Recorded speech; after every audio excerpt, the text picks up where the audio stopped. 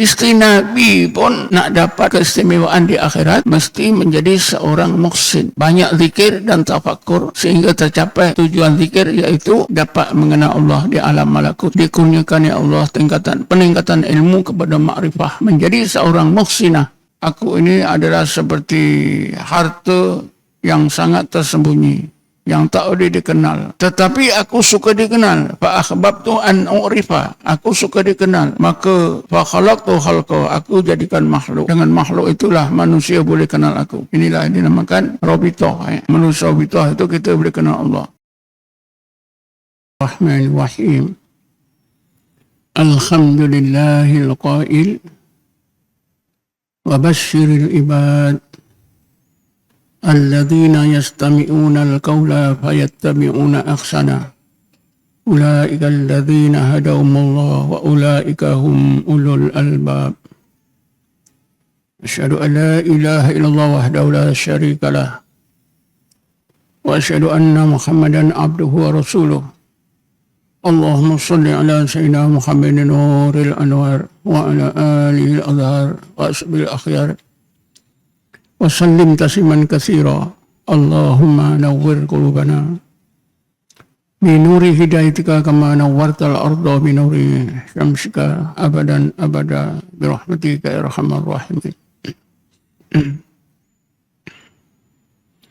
Tuan-tuan dan puan-puan, hadirin hadirat yang dirahmati Allah sekalian,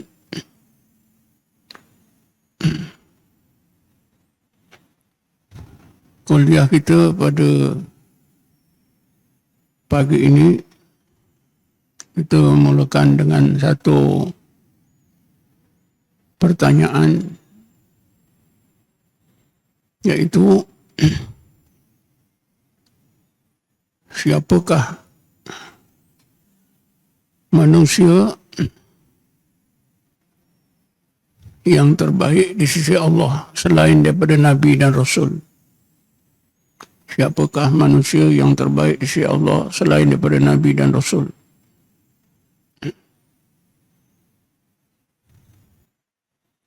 Jawapannya ialah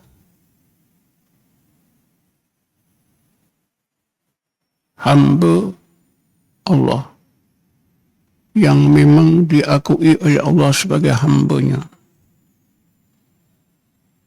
Di dunia ini ketika hidup sudah diakui oleh Allah sebagai hambanya.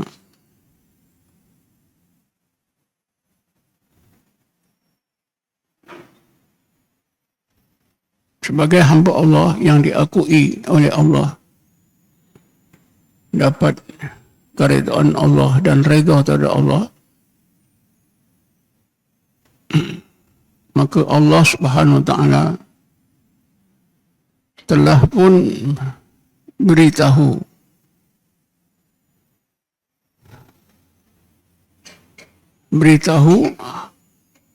berita yang benar tentang diri mereka di dunia dan di akhirat.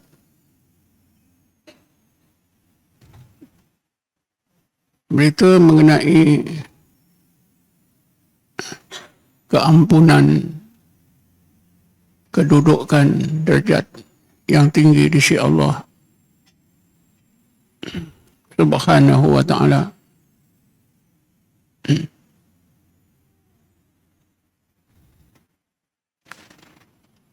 Tadi saya bacakan Bismillahirrahmanirrahim. Abashir ibad. Ya Muhammad, sampaikanlah berita yang benar daripadaku Allah. Kalau engkau sampaikan kepada para hamba-Ku, mereka akan berasa suka dan gembira, kerana aku akan masukkan mereka ke dalam jannatu adnin yadkhulunaha. Aku akan masukkan mereka ke jannatu adnin, mereka semua akan masuk ke sana. Wa man salaha min abaihim wa azwajihim wa dzurriyyatihim wal malaikatu yadkhuluna alaihim min kulli bab. Akan masuk bersama-sama ke jannatu adnin itu mereka yang soleh dari kalangan datuk nenek mereka, isteri-isteri mereka, anak cucu mereka, dan dapat penghormatan yang istimewa daripada malaikat. Para malaikat akan datang melawat mereka di surga nanti. Para malaikat akan mengucapkan salamun alaikum bima sabartum fa ni'ma uqbad dar. Itulah sebaik-baik balasan di akhirat, tempat tinggal yang kekal. Jadi kita tahu umat Nabi Muhammad yang terbaik ketika hidup di dunia sudah diberi title oleh Allah dengan title hamba-Nya, ibaduhu wa basyiril ibad.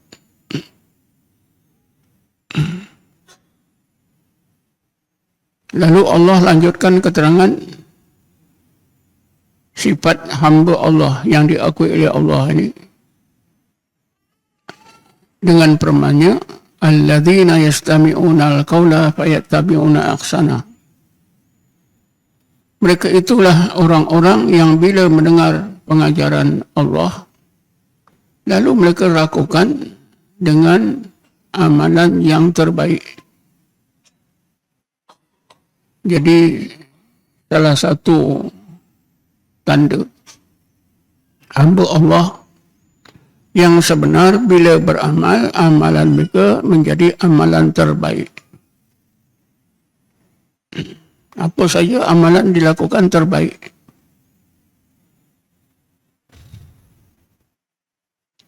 Ulaika alladzina hadahumullah. Satu lagi sifat hamba Allah ialah sentiasa dicucuri oleh Allah hidayat. Ulaika alladzina hadahumullah. Mereka lah orang-orang yang sentiasa diberi hidayat oleh Allah. Hidayat bukanlah agama baru, tapi resi-resi agama itu disampaikan oleh Allah dalam kepahaman mereka. Ulaika alladzina hadahumullah wa ulaika hum ulul albab. Mereka itu golongan ulul albab. Jadi hamba Allah yang sebenar diberi title oleh Allah, diakui oleh Allah, beramal dengan sebaik-baik amalan, itulah juga digelarkan oleh Allah dalam Quran dengan gelaran ulul albab.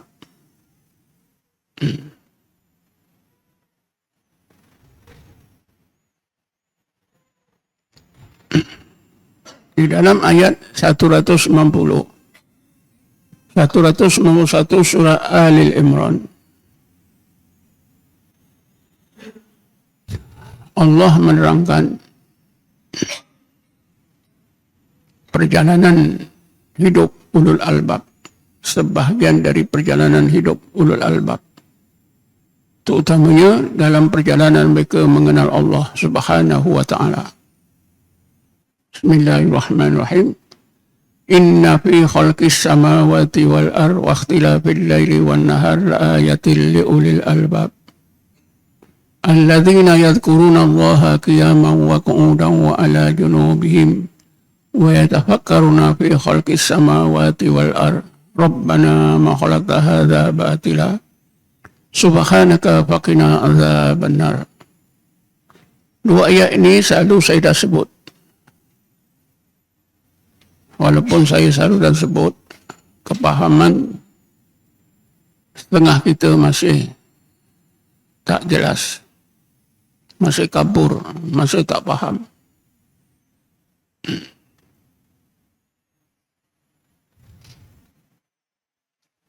Tanda tak faham, tanda kabur, kerana masih tercari-cari amalan lain. Amalan yang dipikir lebih baik.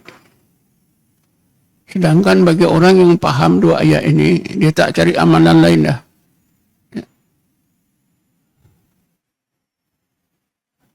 Amalan zikrullah itulah amalan terbaik. Allah bandingkan zikrullah dengan solat. Bismillahirrahmanirrahim.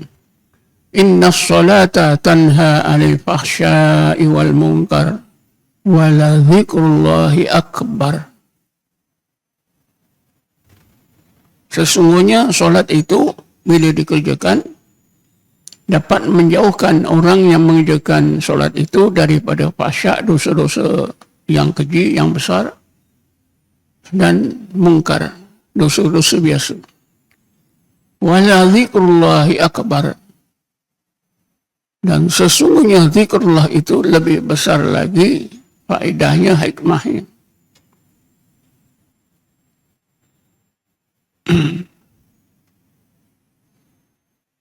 Jadi karena itulah tuan-tuan, Allah tunjukkan kelebihan orang yang sentiasa berzikir dan tafakur, yang digelarkan oleh Allah golongan ulul albab. Ulul albab itu ialah mereka yang sentiasa berzikrullah dalam apa juga keadaan hidup mereka, berdiri, duduk ke berbaring, berjaga maupun tidur, sepanjang masa 24 jam. Ulul albab itu hatinya terus berzikir Allah, Allah, Allah secara otomatik. Zikir dan tafakur. Maka kerana zikir dan tafakur itu berbagai hijab yang melindungi pandangan mata hati, pandangan roh dibukakan oleh Allah, dikasyapkan oleh Allah. Allah Ta'ala berfirman dalam Quran, Bismillahirrahmanirrahim. Laqad kunta fi ghaflatin min hadha fakasyafna anka ghita'aka wa basaruka al-yawma hadid. Kamu telah lalai daripada kebenaran Allah ini, maka kami kasyafkan ghita'aka, berbagai hijab yang melindungi pandangan mata hati, pandangan roh anda. Fabasarukal yawma hadid, maka pandangan mata hati, pandangan roh anda ketika itu tajam, nampak alam malakut. Inna fi khalqis samawati wal ardi wa ikhtilafil laili wan nahari ayatil ulil albab. Sesungguhnya di dalam alam malakut kejadian di langit dan di bumi. Di dalam alam malakut peredaran masa malam dan siang terdapat tanda-tanda kewujudan Allah, keagungan Allah, kesemaan Allah yang dapat disaksikan, diperhatikan, dipelajari oleh pandangan hati, pandangan roh ulul albab. Kenapa? Karena mereka sentiasa zikir dan tafakur. Bukan sentiasa solat, bukan sentiasa puasa, tapi sentiasa zikir dan tafakur. Tapi itulah, kalau kita pergi ke sebuah masjid, kita duduk 1 jam, ada 2 orang, A dan B, duduk sebelah menyebelah. Si A solat tak putus-putus, si B duduk diam. Semua orang kata, bagusnya si A solat tak putus-putus, bagus betul. Si B ni malas, khayal-khayal, duduk aja. Tak pernah pun aku tengok solat 2 rakaat. Betul kan? Lagi lama duduk 3 jam, yang seorang ni B 3 jam solat sunat, tak berhenti-henti. Si B duduk 3 jam, tak buat apa pun. Kalau kita panggil 100 orang bagi markah, si B itu nombor 1. Si A yang solat itu nombor 1. Si B yang tak buat apa-apa itu nombor 2. Dia dapat iktikaf saja. Padahal mungkin si B itu zikir. Wala zikrullahi akbar.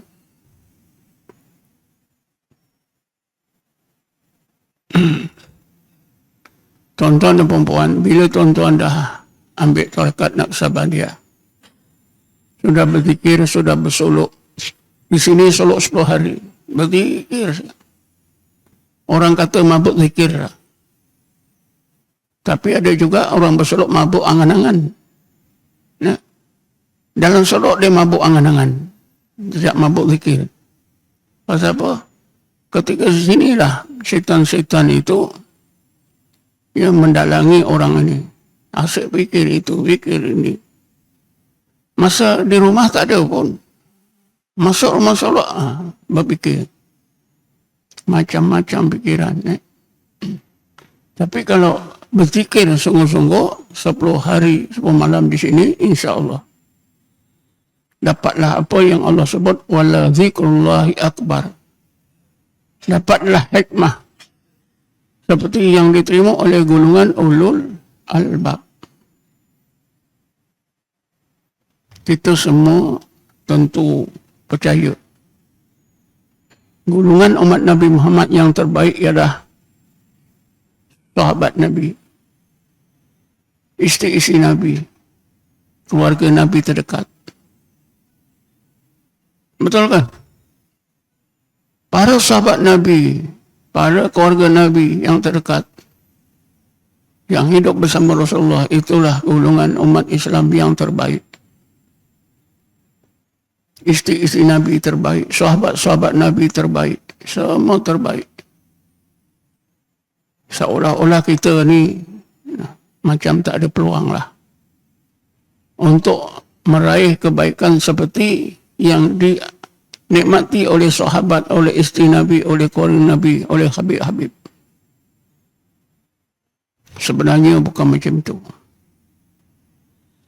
Sahabat-sahabat Nabi, sahabat besar sekalipun, isteri-isteri Nabi sekalipun, disyaratkan mesti banyak zikir. Tak banyak zikir tak jadi. Ayat 100 surah Taubah. Ayat 100 surah Taubah. Bismillahirrahmanirrahim. As-sabiqun al-awwalun minal muhajirin wal ansar. Sahabat Nabi muhajirin dan ansar nak dapat keridhaan Allah mesti menjadi as-sabiqun al-awwalun. As-sabiqun al-awwalun minal muhajirin wal ansar walladzina taba'um bi ihsan radhiyallahu anhum wa radu anhu wa a'adda lahum jannatin tajri tahtaha al-anhar. Fadzalikal fawzul azim. Maknanya sahabat Nabi walaupun dia sahabat besar dari kalangan muhajirin dan ansar hidup bersama Rasulullah, tidak secara otomatik mendapat kedudukan yang tinggi, tidak. Disyaratkan mesti menjadi as-sabiqun al-awwalun. As-sabiqun itu orang-orang mukmin, lelaki perempuan yang banyak zikir. Itu syaratnya. Al-awwalun yang sudah mencapai maksud zikir. Seperti yang Allah kurniakan kepada golongan ulul albab. Dibukakan berbagai hijab, nampak tanda-tanda kewujudan Allah, keagungan Allah di alam malakut. Dikurniakan Allah peningkatan ilmu kepada makrifah daripada akal ke dalam hati. Ditingkatkan ilmunya kepada makrifatullah di dalam hati. Itulah al-awwalun. Barulah dapat radhiyallahu anhu wa radu anhu. Makna bukan semua sahabat, tapi kebanyakan sahabat berzikir. Majoriti sahabat berzikir. Tentu ada yang tak berzikir, yang malas berzikir. Tak dapatlah. Kemudian dalam ayat itu walladzina taba'um bi ihsan, dan mereka-mereka yang hidup sesudah sahabat sampailah hari kiamat, termasuklah kita. Bila kita sampai ke darjah ihsan, sama saja. Kalau sahabat tadi dapat, kita dapat. Kalau sahabat tadi dapat keridhaan Allah, mereka redha kepada Allah, kita sampai darjah ihsan pun sama. dapat keridhaan Allah, redha terhadap Allah. Sebab apa? Walladzina taba'uhum bi ihsan. Ahli tafsir menafsirkan walladzina taba'uhum bi ihsan ini bukan golongan tabi'in, bukan, tapi seluruh umat Nabi Muhammad sesudah angkatan sahabat sampailah hari kiamat. Siapa saja yang sampai derajat ihsan akan dapat keridhaan Allah. Radhiyallahu anhum wa radu anhu. Nampak tak macam mana keadilan Allah? Walaupun kita hidup sekarang tahun 1445 Hijriah. Kalau kita dapat mencapai derajat ihsan, kedudukan kita sama dengan sahabat minal muhajirin wal ansar. Sahabat muhajirin dan ansar ni yang banyak zikir dan sampai mencapai, berjaya mencapai maksud zikir, menjadi ulul albab, dapatlah keridhaan Allah, dapatlah surga yang dijanjikan oleh Allah, iaitu Jannatul Adnin. Kita pun sama. Itu sahabatnya. Jadi soalan tadi, adakah tiket sahabat, kedudukan sahabat itu menjamin mereka dapat keridhaan Allah secara otomatik? Jawabnya tidak. Mesti memenuhi syarat menjadi as-sabiqunal awwalun. Banyak zikir dan tercapai tujuan zikir, yaitu Allah tingkatkan ilmu pada akal dalam hati menjadi ma'rifatullah. Tingkatkan iman kepada yakin. Ilmu boleh membina iman, tidak mampu membina keyakinan. Tapi bila ilmu ditingkatkan oleh Allah ke dalam hati menjadi makrifah, makrifatullah lah yang mampu membina keyakinan. Jadi kita akan jadi seorang yang beriman, yang yakin. Nabi Ibrahim ditingkatkan oleh Allah ke tingkat yakin dengan cara ditingkatkan ilmunya ke dalam hati. Bismillahirrahmanirrahim. Wa kadzalika nuri Ibrahima malakutas samawati wal ard. Coba tengok macam mana Allah meningkatkan ilmu Nabi Ibrahim pada akal ke dalam hati menjadi makrifah. Dengan cara apa? Demikianlah kami perlihatkan, ajarkan kepada terus ke dalam hati Nabi Ibrahim AS, ya, rahsia kami di alam malakut, kejadian di langit dan di bumi. Waliyakuna minal mukminin, supaya Ibrahim AS menjadi orang yang yakin. Kan jelas, bila Nabi Ibrahim ditingkatkan ilmunya kepada makrifah daripada akal ke tingkat hati, barulah Nabi Ibrahim menjadi seorang yang yakin.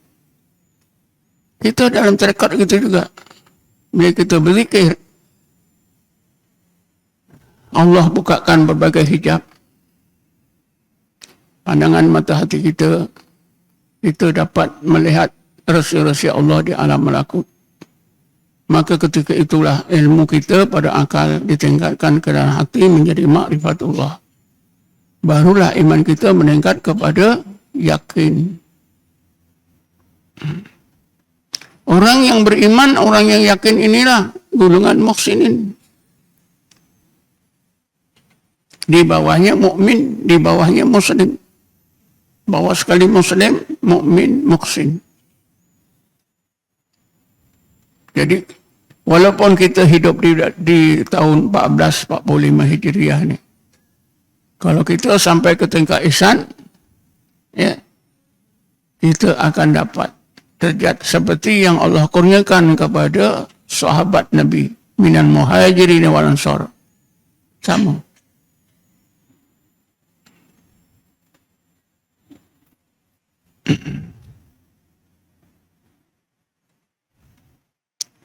Jadi sepatutnya kita sudah bertarekat ni kita faham kedudukan, kepentingan amalan zikir dan tafakur.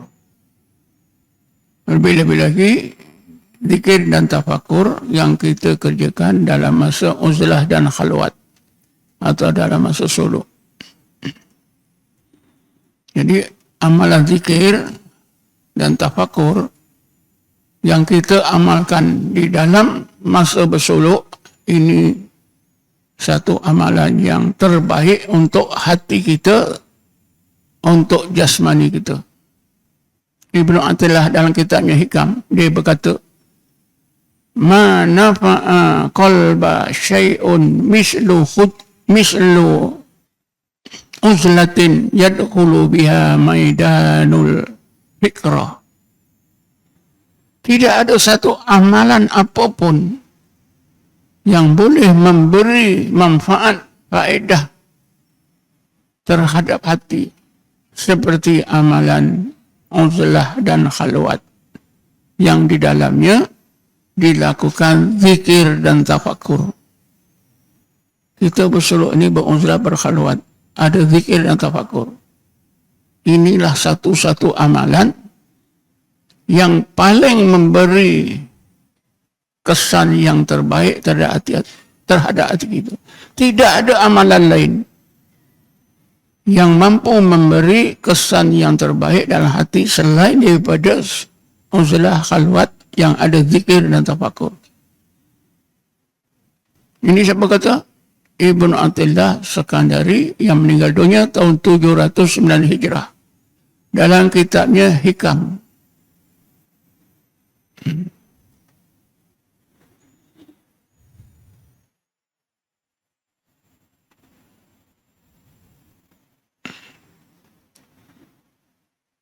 Tuan-tuan dan perempuan sekalian, jadi kita dah jelas nampak para sahabat Nabi, Muhajirin, Ansar dan lain-lain nak dapat keridhaan Allah, redha terhadap Allah, menjadi hamba Allah, mesti banyak zikir dan tafakur. Menjadi as-sabiqun al-awwalun. Isteri Nabi macam mana? Para isteri Nabi pun sama. Saya dah cakap selalu, para isteri Nabi. Seorang isteri Nabi itu, taraf isteri Nabi itu bukan satu-satunya tiket terus dapat keridhaan Allah. Tidak. Mesti banyakkan zikir dan tafakur. Sehingga mencapai tujuan zikir dan tafakur. Mencapai derajat golongan al-awwalun. As-sabiqun al-awwalun juga. Saya dah selalu ceritakan, tak apalah, ulang-ulang.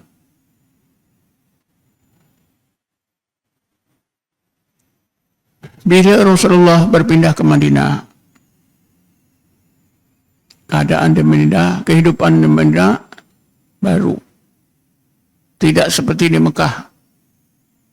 Di Mekah memang dia biasa. Mereka hidup di sana. Semua ada.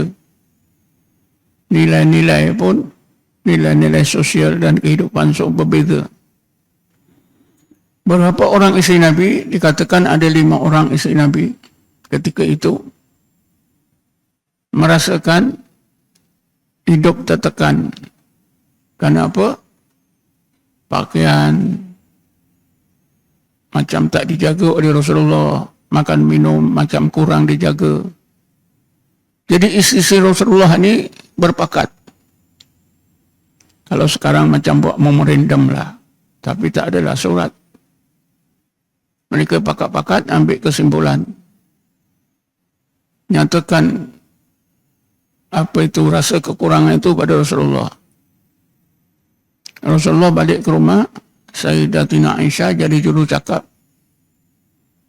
Ya Rasulullah, sejak kita hidup di Madinah ni, makan minum kami nampak tak terjaga. Mintalah jaga sikit. Pakaian kami pun begitu juga ya Rasulullah, kami mintalah. Lalu turun ayat Quran, segera turun ketika itu juga turun ayat Quran. Bismillahirrahmanirrahim. Ya ayyuhan nabiyyu, wahai nabi, kul li azwajika, engkau cakap pada isteri-isteri engkau. Ini maknanya bukan seorang, ramai. Azwaj ada 5-6 orang.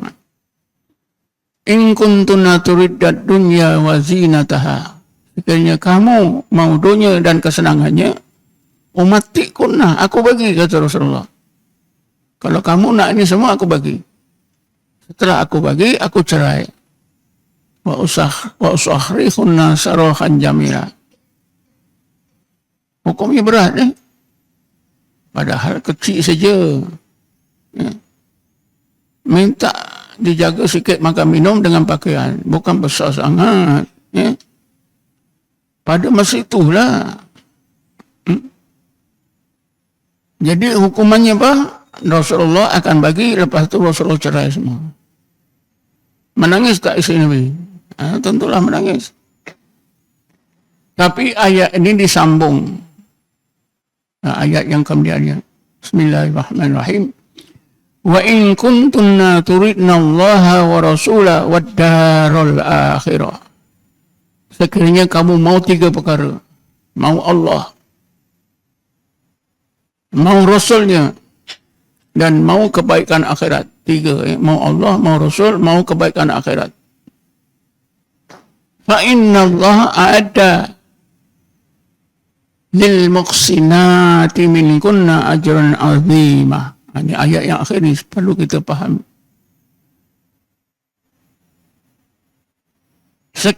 Sesungguhnya, wahai isteri Nabi, Allah telah sediakan ajran azimah, pahala yang sangat besar bagi isteri-isteri Nabi ini yang sampai ke derajat ihsan menjadi seorang muhsinah. Isteri Nabi pun nak dapat keistimewaan di akhirat, mesti menjadi seorang muhsin, banyak zikir dan tafakkur sehingga tercapai tujuan zikir, yaitu apa tadi, dapat mengenal Allah di alam malakut, dikurniakan ya Allah peningkatan ilmu kepada makrifah, menjadi seorang muhsinah. Muhsinati minkunna. Muhsinat ini jamak daripada muhsinah. Ringkasnya, isteri Nabi pun disyaratkan mesti sampai derajat ihsan. Untuk sampai derajat ihsan mesti banyak zikir. Kan terang ini tanda seorang itu sampai ke tingkat ihsan, mau Allah, mau Rasul, dan mau kebaikan akhirat. 3. Selepas 3 hari, tuan-tuan, Rasulullah panggil Sayyidatina Aisyah. Panggil yang khusus.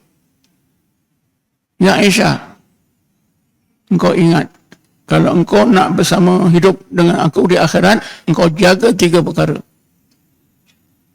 Pertama, engkau jangan salin baju baru sehingga koyak. Mana jangan beli baru lah. Pakaian ni jangan beli pakaian baru sehingga baju itu koyak. Berat tak? Kita ni dalam almari kita tak tahulah apa-apa lah. Wah Aisyah, kau jangan beli baju baru, pakaian baru sehingga pakaian yang kau pakai koyak. Ada agak-agak Aisyah ada tak simpan 10 pasang? Ada tak? Tentu tak ada. Yang kedua, engkau jangan simpan harta lebih daripada bekal orang yang musafir. Kadarnya wallahualam berbeza lah. Sekarang orang musafir ke Amerika 20,000 tak cukup. Betul tak? Itu terpulanglah pada pertimbangan akal kita. Yang ketiga, engkau jangan suka bergaul dengan orang-orang kaya. Ini 3. Karena 3 perkara inilah yang mendorongkan tadi isteri Nabi begitu. Jadi akhirnya isteri Nabi itu batalkanlah hasratnya. Ya Rasulullah, kami minta maaf. Kami maukan Allah, mau keridhaan Allah. Baru betul. Ini sebagai pengajaran. Maknanya tuan-tuan, cerita ini menunjukkan istri Nabi pun tidak menjadi tiket yang terus mendapat keridhaan Allah. Disyaratkan mereka mesti sampai ke derajat ihsan. Untuk sampai ke derajat ihsan mesti banyak zikir dan tafakur. Jadi maknanya peluang kita dengan peluang istri Nabi, dengan peluang para sahabat sama tak? Sama tak? Sama. Peluang kita dengan peluang keturunan Nabi, Habib sama tak? Sama. Kalau keturunan Nabi, Habib ini tak ada zikir, kita banyak zikir, lebih baik mana? Jawablah. Sebab itu kita jangan duka cita kalau kita ni bukan keturunan Habib. Ya. Karena ada keadilan Allah itu sama saja. Para sahabat isteri Nabi kita semua sama. Yang menyamakan kita ialah sifat kehambaan. Menentukan sifat kehambaan kita banyak zikir dan tafakur. Selain daripada ibadat-ibadat yang telah diwajibkan. Sebab itu, 3 asas agama Islam rukunnya 5. Ilmunya, ilmu fiqh. Mazhabnya kita ikut mazhab Syafi'i. Ada orang ikut mazhab Hanafi, ikut mazhab Maliki, ikut mazhab Hanbali. Tauhid, iman rukunnya 6. Ilmunya, ilmu tauhid. Ulamanya, ahlul kalam, ulama tauhid. Dalam tauhid kita ikut mazhab ahli sunnah. Dalam ihsan, al-ihsan an ta'budallah ka'annaka tarahu fa in lam takun tarahu fa innahu yaraka. Ilmunya ilmu tasawuf. Ulamanya sufiyah jamaahnya. Kalau fiqh kita mazhab Syafi'i. Kalau tauhid kita ikut aliran ahli sunnah wal jamaah. Tasawuf ikut apa? Tasawuf kita ikut mazhab apa? Kita belajar Naqsabandiyah, mazhab tanah tasawuf Naqsabandi. Siapa ikut Ahmadiyah, mazhabnya Ahmadiyah. Siapa ikut Naqsabandiyah Mujaddidiyah, mazhabnya Naqsabandiyah Mujaddidiyah. Siapa ikut Syadziliyah, mazhabnya Syadziliyah. Sama saja. Sebab itu, orang yang tak bertarekat, dalam tasawuf dia tak ada mazhab. Dia tak ada mazhab. Cuma tuan-tuan, mazhab di dalam tasawuf ini tidak jelas. Tidak jelas pada pandangan orang ramai. Tidak jelas pada pandangan ulama. Mereka jelas mazhab dalam fiqh, mazhab dalam tauhid. Tapi dalam tasawuf, mereka tak jelas. Pasal apa? Mereka ini mengabaikan ilmu tasawuf. Pada hidupnya Imam Malik, tasawuf pun sudah terpinggir. Sehingga Imam Malik terpaksa bercakap, man tafaqqaha walam yatasawwab faqad tafassaqa wa man tasawwafa walam yatafaqqah faqad tazandaqa wa man jama'a bainahuma faqad tahaqqaqa. Siapa yang belajar beramal dengan fiqh saja, dia melakukan dosa besar, fasik. Siapa yang belajar beramal dengan tasawuf saja, dia zindik, terkeluar daripada Islam. Siapa yang menggabungkan kedua-duanya, fiqh dan tauhid, maka dia dapatlah sampai pada hakikat yang sebenar. Iaitu, bila gabungkan fiqh dengan tauhid, inilah timbulnya apa? Tasawuf. Ya. Sebab itu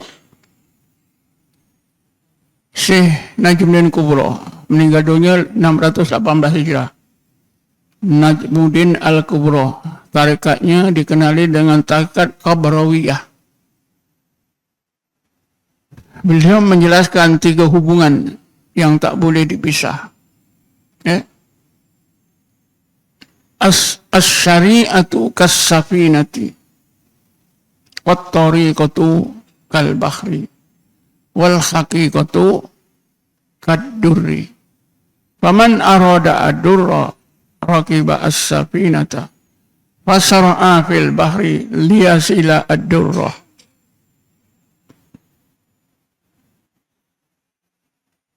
Durrah di sini permata makna bahasa, tapi maksudnya ialah makrifah. Permata makrifatullah. Syariat itu seperti kapal. Tarekat itu seperti lautan. Hakikat itu disitulah terletaknya permata ad-durrah. Siapa yang maukan permata makrifah mesti naik kapal syariat, belayar di lautan tarekat. Kalau tak ada tarekat, macam mana nak belayar? Betul tak? Jadi tuan-tuan ambil tarekat ni ada kapal syariat. Betul? Logiknya, siapa tak bertarekat ada tak kapal syariat? Belayar tak di lautan tarekat? Dah tarekat tak ada, macam mana nak belayarkan kapal?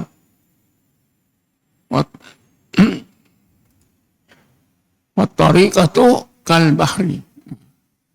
Naik kapal syariat, belayar di lautan tarekat. Allah, Allah, Allah, Allah, Allah, Allah. Itu belayarlah. Supaya sampai kepada hakikat. Bila sampai ke tingkat hakikat, barulah dapat ma'rifatullah. Ma'rifatullah. Nah itulah tadi. Allah tingkatkan ilmu pada akal ke dalam hati. Jadi ma'rifatullah. Nah, ini cukup jelas.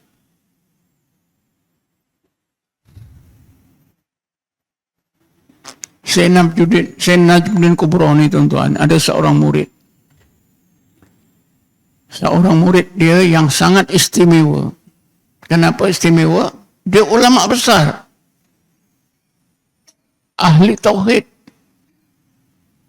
Dan dia boleh meyakinkan orang yang tak percaya pada wujudnya Tuhan, boleh diyakinkan sehingga orang itu yakin dia boleh masuk Islam. Ini murid dia bernama Syekh Fakhrul Razi. Fakhruddin Ar-Razi meninggal dunia 606 Hijrah. Dia dianggap sebagai mujaddid abad ke-7 Hijrah kerana meninggal dunia 606 Hijrah. Ya. Dia pakar tauhid. Dia fikir dah tak ada lagi ilmu. Tak ada lagi ilmu tauhid yang lebih daripada apa yang dia tahu. Ya. Tetapi tuan-tuan, bila dia bertemu dengan Najmuddin Kubro, dialog, akhirnya Syekh Fakhrul Razi ini sedar. Rupanya ada lagi cara mengenal Allah ni yang dia tak tahu. Akhirnya dia bai'ah jadi murid Najmuddin Kubro. Ya, ulama besar. Ya. Ialah dapat title mujaddid abad ke-7 Hijrah. Meninggal dunia 606 Hijrah. Karena ulama besar. Dia fikir ilmunya dah cukup dah. Tak ada lagi orang yang pakar dalam tauhid kecuali dia. Tapi bila berjumpa Syekh Najmuddin Kubro, dialog, rupanya ilmu dia itu tak ke mana. Jadi dia jadi murid. Belajarlah tarekat Qabrawiyah. Tapi dia meninggal dulu 606 Hijrah, gurunya itu meninggal dunia 618 Hijrah. Nah, coba tengok. Imam Ghazali itu juga seorang pakar dalam ilmu tauhid. Akhirnya dia sedar tak ke mana ilmu tauhid dia. Akhirnya dia belajar ilmu tasawuf. Antara guru tasawufnya ialah itu seorang yang bernama saya lupa pula. Yusuf Nasash. Seorang lagi guru dia bernama Syekh Ali Farmidi. Ali Farmidi ini dari Tus, dan bila meninggal dia dikuburkan di satu tempat di perkuburan Tabaron. Imam Ghazali pun dimakamkan dekat saja dengan makam gurunya ni, di makam di perkuburan Tabaron di Iran ni, satu daerah Mashhad. Saya dalam tahun 2016 ke apa, melawat Iran ni, rombongan 100 orang, 98 orang dapat melawat ziarah kubur Imam Ghazali dan kubur gurunya Ali Farmidi. Ya. Jadi Imam Ghazali juga ulama besar, tapi di akhir hidupnya dia sadar ilmu tauhid yang dia pakar sangat itu tak ke gimana. Akhirnya beliau berzikir. Dengan zikir Imam Ghazali ni tuan-tuan, bila solat berapa hari? Bukan 10 hari, 40 hari. 40 hari, 40 hari, 40 hari, berturut-turut.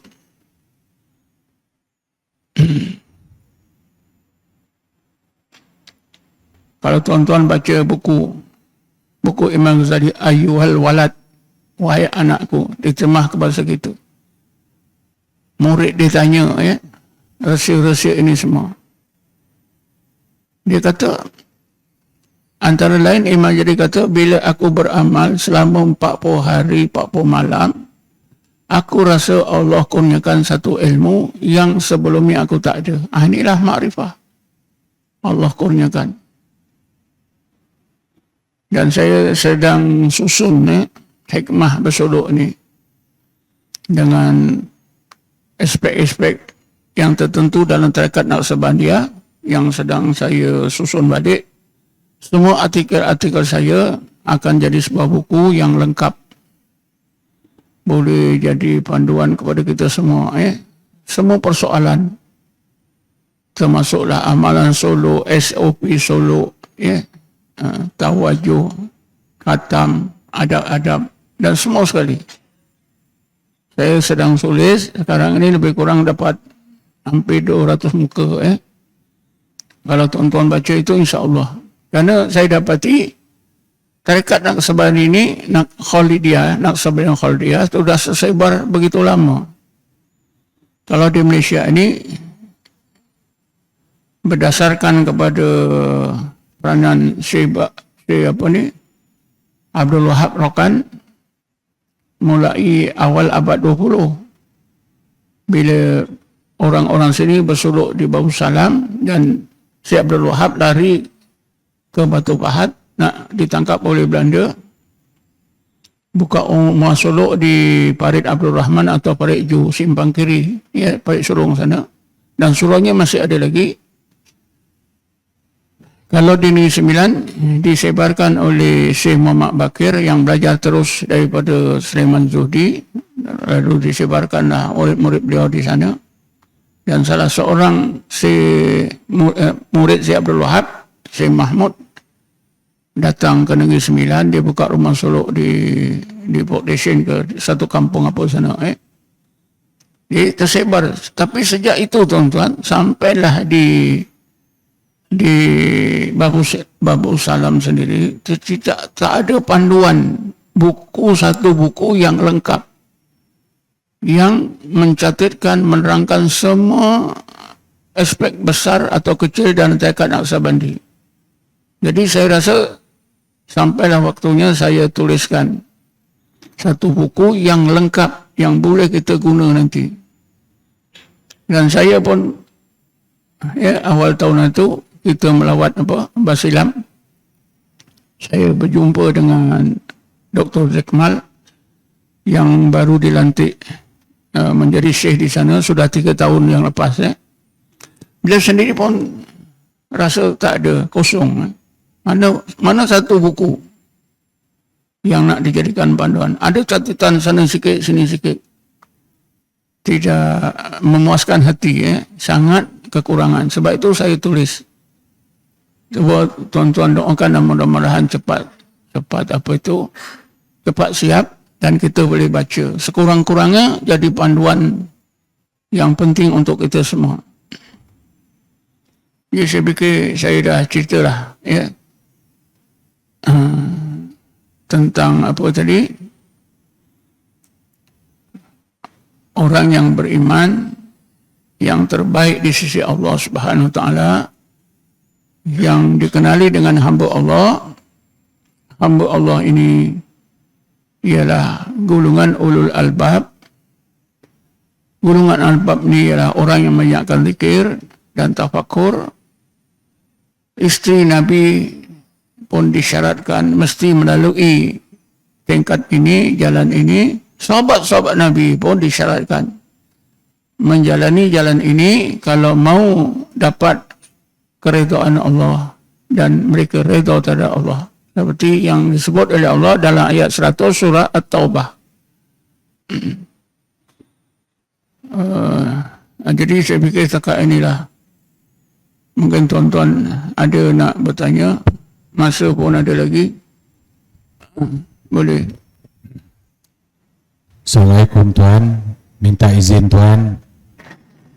Kita seringkali mendengar perkataan akal, kolbi, sir, tapi kita jarang sekali mendengar perkataan batinnya anggota kita seperti aklun, sabrun, kolbun, fuadun, saghafun, lubbun dan juga sirrun.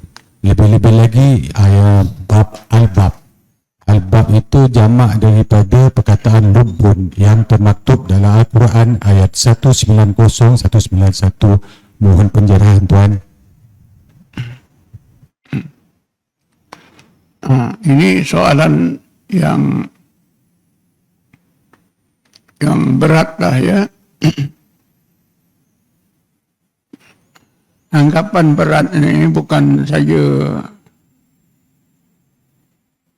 kita yang merasakan, tapi ulama-ulama, para ulama tasawuf sejak zaman dulu pun merasakan berat. Bila kita nak fahami aspek rohani kita, aspek hati kita. Begini ya, kalau tubuh kita ada kepala, ada badan, ada tangan, ada kaki, ada perut semua, ada telinga, ada mata. Maka begitu juga hati kita, aspek rohani kita pun ada. Ada 7. Ini berdasarkan pada sebuah hadis kursi. Allah berfirman dalam hadis kursi ini, bukan Quran, tapi hadis kursi. Banaitu fi jawfi bani Adam qasran wa fil qasri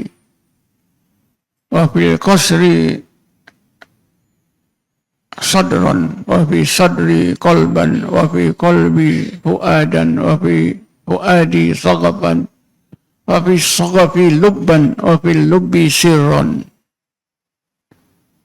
Ringkasnya lah ya, Allah terangkan kepada kita lapisan hati kita, rohani kita ada 7 yang dimulakan dengan akal.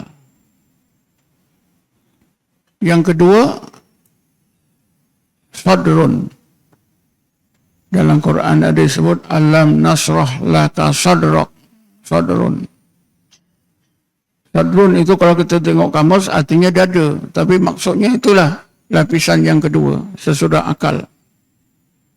Maknanya keupayaan sadrun itu lebih hebat berbanding dengan akal. Ya.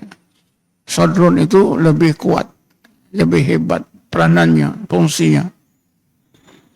Lepas sadrun ialah kolbun. Lepas kolbun, fuadun yang keempat. Lepas fuadun, yang kelima saghafun. Ini kalimah saghaf kita tak pernah dengar, tapi ada disebut oleh Allah di dalam Quran sekali, dalam surah Yusuf. Dalam surah Yusuf ada sekali sebut saghafun. Ya, makna lapis yang kelima. Apa makna daripada aklun, sadrun, qalbun, fuadun, saghafun? Semakin mendalam ni, makin canggih, makin canggih. Derajat itu semakin tinggi, semakin canggih, semakin canggih. Lepas saghafun, lubun. Lubun. Jamaknya albabun. Akhir sekali sirrun. Tapi Syekh Abdul Qadir Jailani menambah lagi satu. Lepas sirrun itu sirrul asrar. Sebab itu Syekh Abdul Qadir Jailani ada mengarang sebuah kitab yang diberi title Sirrul Asrar. Kita ini sudah terjemah ke bahasa kita, bahasa Melayu. Tapi oleh kerana kita tak ada budaya baca, kita tak tahu, kita rasa tak ada. Sudah, saya fikir 40 tahun dulu dah ada dalam pasaran. Kitab Sirrul Asrar, karangan Syekh Abdul Qadir Al-Jilani. Nanti balik cari. Yang peka dia cari, yang tak peka, alah buat apa. Cuba cari sehingga dapat kitab Sirrul Asrar. Pergi Jalan Melayu, Kuala Lumpur sana. Ada kedai kitab apa? Bajrai. Ada kitab Al-Bajrai, siapa nama tu?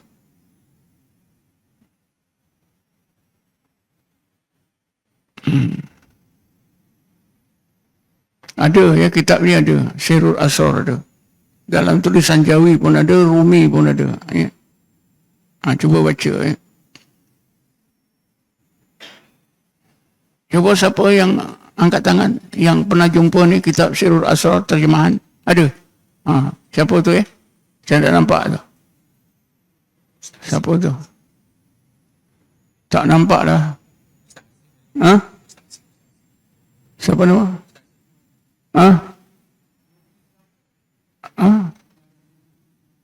Oh ya. Ada seorang dua saja ya. Cuba baca. Jangan ada kitab tapi tak baca. Dekat Sofi pun ada. Sekarang beri senang je, tak payah pergi kedai. Buku datang sendiri. Sangat baik. Ya. Jadi Syekh Abdul Qadir Jailani ditambah lagi satu Sirrul Asrar. Tapi ulama tasawuf menganggap tujuh nama rohani ini sangat berat untuk dipahami, diingatkan. Cukup berat. Lebih-lebih lagi, apakah peranan tujuh ini? Susah. Jadi ulama tasawuf sudah fikir masak-masak, kalau gitu kita ringkaskan saja. Ringkas, mudah, orang senang faham. Diambil 4. Pertama aklun, kedua qalbun, ketiga lubun, keempat sirrun, ketiga ruhun. Aklun, qalbun, ruhun, sirrun. Akal, hati, roh dan sir. Ya. Lalu diterangkan aklun ini untuk apa? Apa fungsi aklun? Al-aklu lil ma'kulat. Akal, daya upayanya untuk menerima kebenaran agama yang masuk akal. Kebenaran agama yang tak masuk akal, akal tak diterima. Ketika itulah akal tolak pada hati. Sebab hati ini al-qalbu lil mafhumat. Akal tak boleh faham, hati boleh faham. Begitu canggih ya Allah buat kita. Akal tak boleh faham, tak apa, aku bagi hati.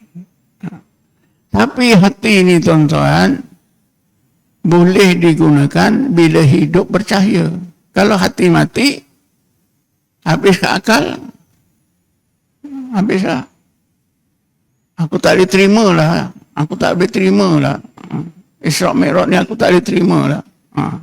Habislah. Tapi kalau ada hati yang hidup, dia serah pada hati. Hati boleh faham. Jadi, hati al-qalbu lil mafhumat. Hati itu fungsinya, peranannya untuk memahami perkara-perkara yang akal tak boleh faham. Yang akal boleh faham, hati boleh faham. Yang akal tak boleh faham, hati pun boleh faham. Kemudian ar-ruh. Ar-ruh lil musyahadah. Ruh ini untuk musyahadah. Seperti tadilah Allah firman, ceritakan Nabi Allah Ayub, Nabi Allah Ibrahim. Wa kadzalika nuri Ibrahim malakutas samawati wal ard. Ketika itulah roh Nabi Ibrahim musyahadah. Musyahadah terhadap tanda-tanda kewujudan Allah di alam malakut. Sebab itu musyahadah itu didipinasikan dengan apa ni dalam bahasa Arabnya. Al-musyahadatu ia ru'yatu ayatul haqqi bil basirati au bir ruhi min ghairi subhatin ka'annahu ra'ahu bil aini. Musyahadah itu ialah melihat tanda kewujudan Allah, keagungan dan kesemuan Allah di alam malakut dengan pandangan mata hati atau pandangan roh. Dengan begitu jelas tanpa keraguan, seperti seolah-olah orang tersebut melihatnya dengan pandangan mata kepala. Kemudian akhir as-sirru li tajalliyat. Tajalliyat ini menyimpanlah, merekod. Ya. Di negara kita ada apa? Pejabat arsip negara. Arsip negara itu menyimpan semua dokumen. Betul. Nama saya pun, kegiatan saya ada disimpan di sana. Ya. Semua tokoh-tokoh politik apa saja ada. Arsip. Jadi sir itu macam arsip. Macam tempat, macam khazanah. Tempat menyimpan semua maklumat di dalam sir. Kan kita rasa dekat akal. Bukan, dekat sir. Itu orang yang belajar tasawuf, kita kata sir. Orang tak belajar tasawuf, akal lah. Ya. Macam kita ingat sesuatu kan di akal. Ya. Tapi kalau dalam sir tak ada, tak sampai ada akal. Orang yang tak belajar suluk, cerita suluk, akalnya tahu tak suluk? Tak tahu. Tapi orang yang bersuluk dah ada dalam sir, ada simpan dalam sir, suluk aja dia tahu. Dia boleh cerita tentang suluk. Dia rasa akal, tapi akal itu, maklumat itu dia dapat daripada sir. Kalau dalam sir tak ada, akal tak ada. Jadi itulah ya. Al-aqlu lil ma'kulat, wal qalbu lil mafhumat, wal ruh lil musyahadah, wasir li tajalliyat. Tajalli ini berdasarkan pada ayat, akhir ayat 143 surah Al-A'raf. Bismillahirrahmanirrahim. Falamma tajalla rabbuhu lil jabali. Maka apabila Tuhannya Allah menyatakan, menampakkan, mentajallikan tanda kewujudan zatnya menerusi Bukit Tursina itu dan kejadian sekitar, maka Bukit Tursina dan kejadian sekitar hilang lenyap. Hilang lenyap. Yang dirasakan ada hanyalah wujud Allah. Jadi ketika itulah ya, Allah tajallikan ma'rifah tentang wujud Allah ke dalam sir Nabi Musa alaihissalam. Falamma tajalla, ditajalikan terus ke dalam sir Nabi Musa alaihissalam. Falamma afaqa falamma tajalla rabbul jalali ja'ala udaka wa kharra Musa sa'iqa. Nabi Musa jatuh fana. Falamma afaqa, Maka apabila Nabi Musa pulih daripada panaknya, qala, dia segera berkata, subhanaka tubtu ilaika wa ana awwalul mu'minin. Kekal. Tersimpanlah tajalli wujudnya Allah tadi dalam sir Nabi Musa. Sehingga dia rasa wa ana awwalul mu'minin. Inilah timbulnya istilah as-sabiqunal awwalun minal muhajirin wal ansar, ayat 100 surah Taubah. Berdasarkan kepada apa yang Nabi Musa cakap, wa ana awwalul mu'minin. Aku adalah di titik permulaan iman yang sebenar, hakikat iman sebenar. Maknanya iman Nabi Musa itu sampai kepada hakikat, sampai kepada keyakinan bila Allah tajallikan tanda kewujudannya terus ke dalam sir. Jadi inilah, jadi kita yang sukar tadi dimudahkan oleh ulama tasawuf. Nak ingat 7 perkara, aklun, sadrun, qalbun, fuadun, saghafun, lubun, sirrun, diringkaskan kepada 4. Aklun, qalbun, ruhun, sirrun. Senang. Kalau 4 ini pun kita tak tahu lagi lah nak senangkan. Nak senang, jangan ambil hal lah. Jangan ambil hal. Tapi tak ambil hal, kita tak ada maklumat, tak ada ilmu. Tak ada ilmu, beramal tanpa ilmu. Jadi saya fikir sudah saya jawablah apa yang disoalkan tadi. Ada lagi? Pukul berapa ni? Assalamualaikum warahmatullahi wabarakatuh. Saya minta izin tadi, bolehkah kita ingat kembali tentang persaksian kita dengan Allah yang disebut dalam Al-Quran pada surah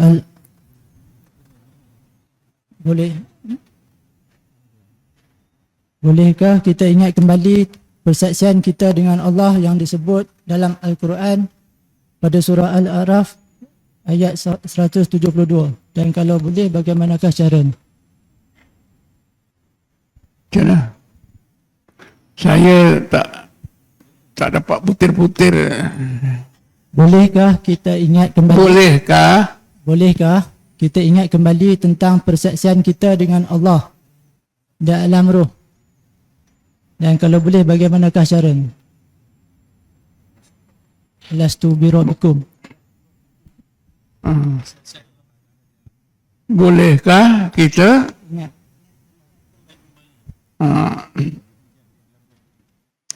ayat itu, tak salah saya ayat 172 ke 179 surah Al-A'raf ni. Bismillahirrahmanirrahim. Wa id akhadha rabbuka min bani adam min zuhurihim dzurriyyatahum wa ashhadahum ala anfusihim alastu bi rabbikum qalu bala syahidna an taqulu yaumal qiyamati inna kunna an hadza ghafilin. Ini ada fakta Allah jelaskan dan ada amaran yang keras daripada Allah. Saya sebutkan dulu amaran di akhir ayat ni. Antakulu yaumal qiyamati inna kunna an hadza ghafilin. Awas kamu semua di akhirat nanti, jangan kamu berdalih, ya Allah, ketika kami hidup di dunia ini semua kami tak ingat pun, kami tak tahu pun. Jangan faham ni? Apa amaran Allah? Jawapan kita besok di akhirat tak laku. Allah tolak siang-siang. Allah dah bagi tahu besok di akhirat manusia, majoriti manusia semua berdalih. Kami tak tahu, ya Allah, kami tak tahu. Disambung lagi ayat itu. Ayat yang seterusnya itu ada sambungan lagi jelas.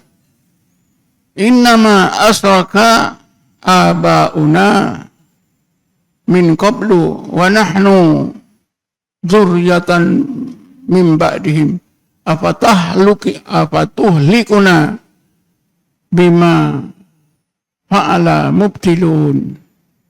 Ya Allah, kami ini semua dah melakukan kesalahan, menyembah lain daripada Engkau, melakukan syirik. Yang melakukan syirik ini datuk nenek kita. Kami ini hanya anak cucu mereka, kami ikut saja mereka. Takkan kerana datuk nenek mereka yang salah, kami juga Engkau hukum, ya Allah. Ini. Allah dah beritahu, ya. Ini orang-orang bukan Islam lah. Dah datuk nenek kami menyembah patung, kami ikut saja tradisi ini. Takkanlah kerana kesalahan datuk nenek kami, kami pun Engkau hukum, ya Allah. Ini semua dah ada jawapan. Kalau kita tak tahulah, kami tak tahu kalau ada tarekat. Kami tak tahu kalau ada suluk. Itu kamu lalu lalang di itu sekolah pilar suluk macam itu besar, kamu tak tengok ke? Allah dah beritahu ni. Antakulu yaumal qiyamati, supaya kamu jangan berdalih di hari akhirat nanti. Inna kunna an hadza ghafilin. Kami tak ada maklumat langsung, ya Allah. Jadi maknanya kita disuruh mengenal Allah seperti roh kita kenal Allah seperti dulu.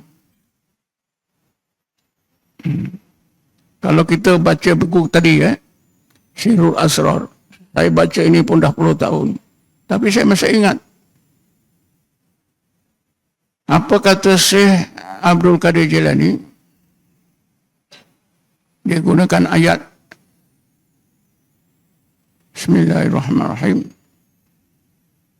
Laqad khalaqnal insana fi ahsani taqwim. Laqad khalaqnal insana fi ahsani taqwim. Yang kita tahu, yang diajar dalam tafsir, sesungguhnya kami Allah jadikan kamu wahai manusia sebaik-baik kejadian. Itu saja kan? Itu saja. Tak, saya cuba tengok terjemahan Quran mengenai ayat ini dalam bahasa Malaysia. Sesungguhnya kami Allah jadikan manusia sebaik-baik kejadian. Lebih tak ada. Syekh Abdul Qadir Jilani, ya, memanglah ditafsirkan itu sebaik-baik kejadian, diletakkan di alam sebaik-baik alam, diletakkan dalam keadaan suasana sebaik-baik keadaan, yang sangat bahagia, yang sangat mulia, sangat terpuji, berdepan menghadap Allah Subhanahu wa taala, kerana Allah sebaik-baik kenal. Summa radadnahu asfala safilin. Kemudian kami turunkan, ya, manusia yang sangat mulia di alam yang terbaik, sebaik-baik keadaan tadi, diturunkan derajatnya asfala safilin, iaitu diletakkan di dalam tubuh yang kasar. Ya, asfala safilin. Dihidupkan di dunia yang paling rendah. Sebab itu dunia paling rendah. Itu alam. Illal ladzina amanu wa amilus shalihat. Kecuali orang yang beriman dan beramal soleh. Tetap roh itu tetap terpelihara. Bahagia macam dulu.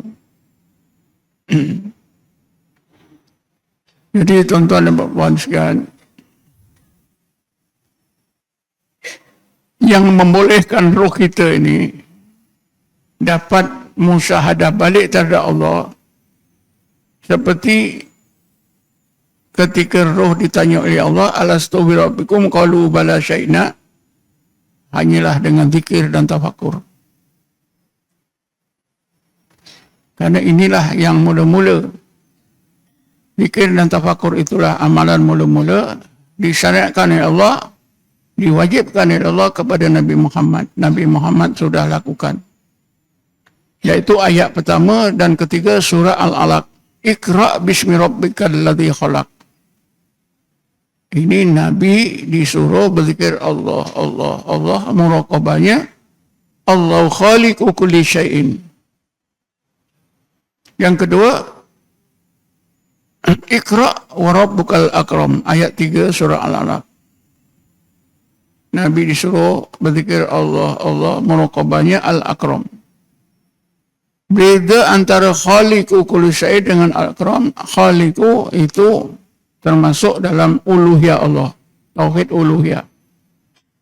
Al-Akram termasuk dalam tauhid rububiyah. Tauhid rububiyah. Ya. Jadi akhirnya Nabi diajar oleh Jibril bagaimana nak menyebut Allah, Allah dalam hati, dan Nabi amalkan sehingga berjaya. Tercapai tujuan Nabi berzikir. Ya. Akhirnya sudah Nabi berjaya mengamalkan zikir itu. Nabi pun, Jibril pun berpisah, Nabi pun turun. Kalau di dalam hadis Muslim ada disebutkan, tapi hadis Nabi dalam Sahih Muslim ini sangat ringkas. Perlu kepada hidayat Allah nak memahami hadis Nabi. Bila disampaikan oleh Jibril, Iqra' bismi rabbikal ladzi khalaq, 5 ayat suratul Alaq ini. Nabi kata apa? Ini dalam hadis itu, ringkas saja. Ma ana biqari'in wa ma ana biqari'in. 2 kali Nabi sebut. Wa ma ana biqari'in maknanya aku bukanlah orang yang boleh membaca. Lalu disebut oleh Rasulullah, fa akhadhani. Maka Jibril pun memegang tanganku. Akhadha itu biasanya pegang tangannya. Fa akhadhani, maka Jibril pun memegang tangan aku. Fa ghattani. Ghattan ini artinya menyelimuti Nabi. Ya, menyelimuti Nabi, menyelubungkan Nabi. Dengan apa tak tahu. Nabi pun tak sebut dengan apa. Ya. Fa ghattani. Hatta balagha minni al-juhdu fa arsalani. Tiba-tiba Rasulullah cakap, hatta balagha minni al-juhdu. Sehingga Jibril tahu aku telah melakukannya dengan bersungguh-sungguh. Maka barulah Jibril lepaskan daripada selimut tadi, daripada kelubung. Ceritanya sangat ringkas.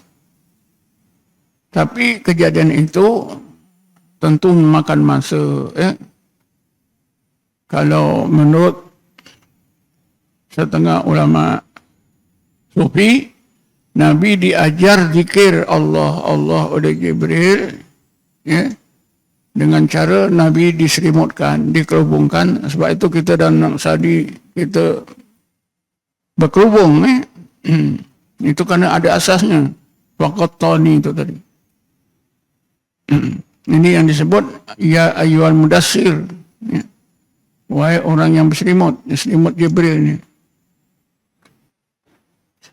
Jadi bila Jibril sebagai guru yang mengajar zikir Allah tadi dah dapati Rasulullah itu dah sampai dapat mencapai matlamat zikir, maka fa'arsalani, dilepaskan daripada apa tadi, selimut, daripada yang menyimutkan Nabi. Tapi ada juga yang menceritakan Nabi didakap oleh Jibril. Fa'arsalani, maka dilepaskanlah. Jibril lepaskan aku. Dibukalah apa tadi selimutnya. Lalu Nabi itu merasa apa? Takut dan tenang. Bismillahirrahmanirrahim. Taksairu minhu juludul ladhina yakhshawna rabbahum summa talinu juluduhum wa qulubuhum ila dzikrillah. Seluruh badan Nabi itu menggeletar. Hati Nabi takut kepada Allah. Tapi tidak berterusan. Allah tukarkan hati tenang, anggota stabil. Itulah ketika Nabi turun itu, rasa takut, rasa menggeletar, rasa lemah masih ada, rasa sejuk lagi. Sampai rumah, Nabi berbaring, terus rebahkan badan, minta Khadijah. Ya, zammiluni zammiluni. Sebab itulah disebut juga Nabi itu ya ayyuhal muzammil. Mudassir juga disemutkan, yang disemutkan oleh Jibril. Muzammil yang disemutkan oleh Khadijah. Dan dikatakan Nabi seharian berbaring tadi, lemah, sejuk. Ini kesan daripada uluhiyah Allah.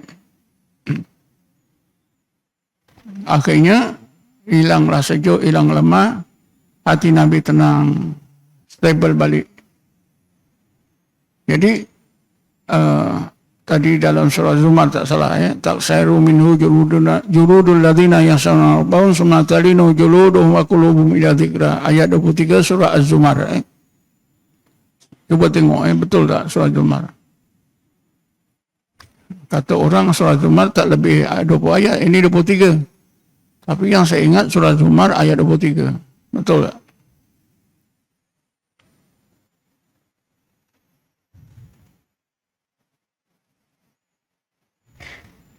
Betul.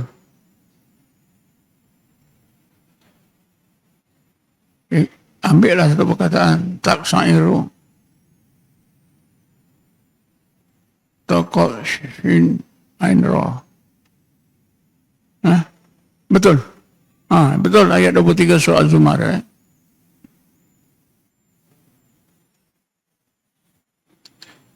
Ya, saya dah lupa tadi siapa. Jadi dengan zikir dan tafakur yang berterusan sebut Allah, Allah. Nabi mula-mula diajar oleh Jibril. Tapi tafsiran yang dibuat oleh ulama tafsir, ditafsirkan yang tersurat. Yang tersirat tak ada ditafsirkan. Setengah ulama tasawuf menafsirkan apa yang tersirat, yang terkandung dalam ayat pertama dan ketiga surah Al-Alaq. Misalnya di zaman moden ini ada seorang ulama sufi bernama Syekh Nikmatullah Nahjuwani. Dia ada menyusun sebuah kitab tafsir,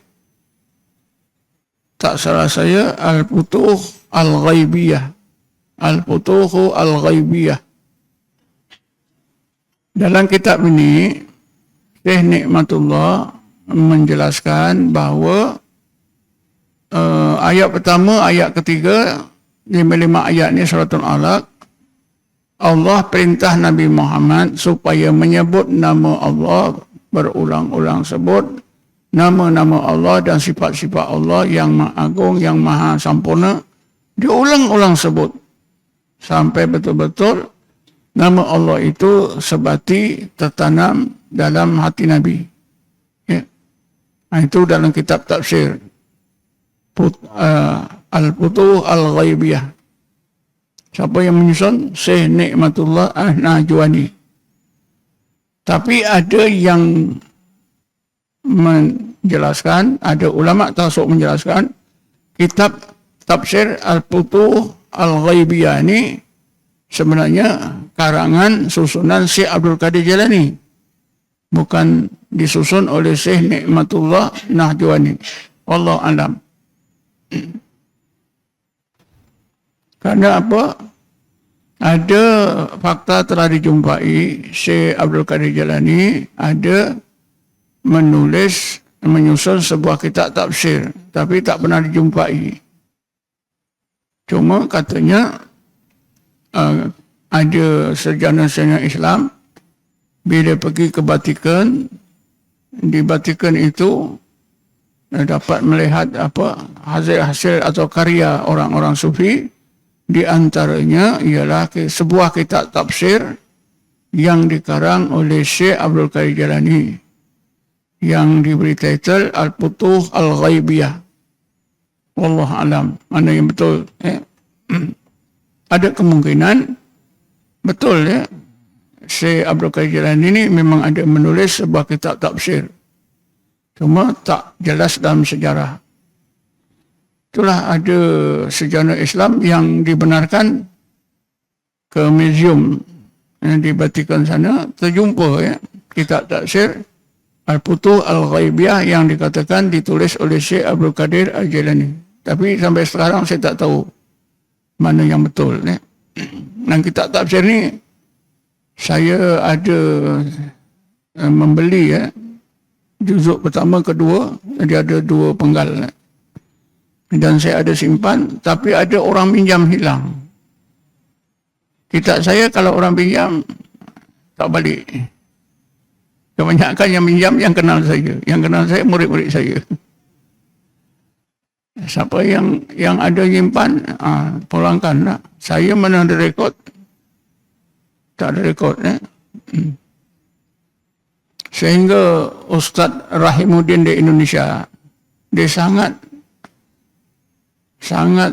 perlu nak tengok ni tafsir ni. Dia pun baru dengar. Dia nak satu salinan. Bila saya nak xerox, tinggal penggal yang kedua. Yang pertama tu saya cari tak jumpa. Tapi saya ingat ada murid saya ke siapa pinjam, jadi saya bagi. Tapi tak pulang. Saya pun lupa siapa orangnya. Saya cuba cari tak jumpa. Penggal kedua ada. Penggal pertama tu. Di penggal pertama tu lah ada pendahuluan, ada macam-macam. Kata yang apa itu, yang mengeditkan. Jadi apa tadi soalan tadi? Saya dah lupa pula. Jadi kita berbaik semula. Penyaksian itu insya-Allah kita akan dapat semula bila kita berzikir, berseru Allah, Allah, Allah, Allah, Allah. Karena ada satu ungkapan kata. Ungkapan kata ini, kalau menurut ulama tasawuf, adalah hadis kursi. Tapi ahli hadis ada yang bantah, macam-macam lah. Hadis kursi ini bermaksud, hadis kursi ini berbunyi gini, kuntu kanzan makhfiyan. Kuntu kanzan mahfiyan fa akhbabtu an u'rifa wa khalaqtu khalqa wa bihi ya'rifuni. Maknanya Allah itu terangkan kepada kita, zat Allah itu tak boleh dikenal. Kanzan mahfiyan itu, aku ini adalah seperti harta yang sangat tersembunyi, yang tak boleh dikenal. Tetapi aku suka dikenal. Fa akhbabtu an u'rifa. Aku suka dikenal. Maka fa khalaqtu khalqa. Aku jadikan makhluk. Dengan makhluk itulah manusia boleh kenal aku. Inilah yang dinamakan Rabitah. Melalui Rabitah itu kita boleh kenal Allah. Tapi ada satu lagi hadis kursi. Saya pun tak pasti ini hadis kursi ke apa, tapi di dalam kitab-kitab ada, kitab-kitab tasawuf ada disebut. Cuma taraf hadis kursinya atau apa itu saya tak pelajari, saya tak buat penyelidikan. Ungkapan ini terkenal juga di kalangan umat, di kalangan ahli tasawuf. Ya. Dalam bahasa kita, kalau kamu susah nak kenal aku, maka sebutlah namaku, kerana aku tak berpisah dari namaku. Kita susah nak kenal Allah, Allah bagi tahu kita, sebut je namaku, kerana aku tak berpisah dengan namaku. Allah, Allah, Allah. Akhirnya kita boleh kenal dengan menyebut nama. Jadi kan kita zikir Allah, Allah, Allah, Allah. Kan doa kita dalam apa itu, kaifiat itu, ya Allah, hampirkanlah diriku kepada engkau sehampir-hampirnya. Itu maknanya Allah, kita minta kepada Allah supaya kita makin kenal, makin kenal, makin kenal, makin dekat, makin kenal, makin dekat. Karena Allah itu tidak bertempat. Jadi seseorang yang beriman, bila kenal Allah, dia dekat. Lagi kenal, lagi dekat. Lagi kenal, lagi dekat. Orang yang betul-betul kenal Allah, itulah arif billah, orang yang dikurniakan ma'rifatullah. Itulah kenal betul. Jadi bila Allah kurniakan kita ma'rifatullah, insya-Allah kita boleh dapat pengalaman seperti roh kita dulu sebelum masuk ke dalam tubuh, iaitu dengan cara musyahadah. Tapi ada syarat-syaratnya. Ada 4 syarat. Syarat yang pertama, taubat kita diterima oleh Allah, ditingkatkan oleh Allah ke tingkat inabah. Yang kedua, iman kita sempurna. Ketiga, amal soleh kita sempurna. Hati kita mutmainnah dengan zikrullah. Ini dinyatakan oleh Allah pada ayat 27, akhir ayat 27, disambung ayat 28 surah Ar-Ra'd.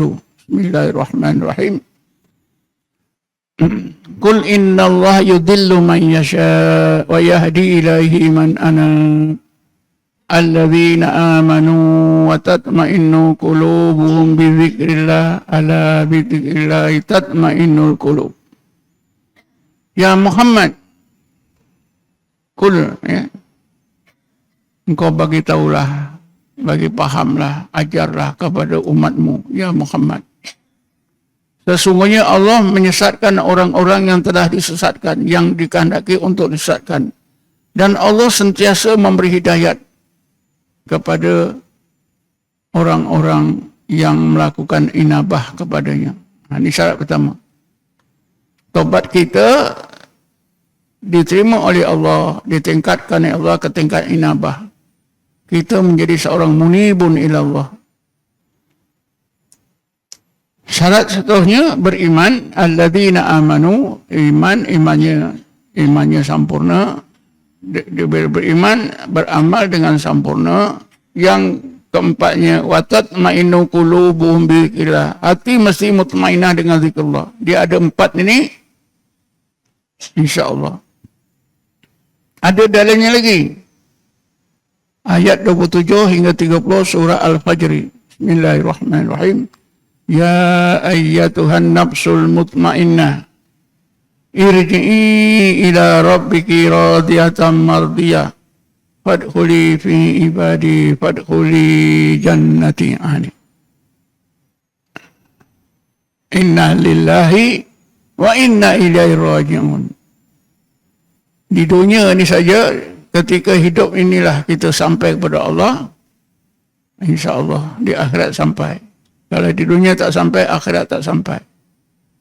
Kembali kepada Allah.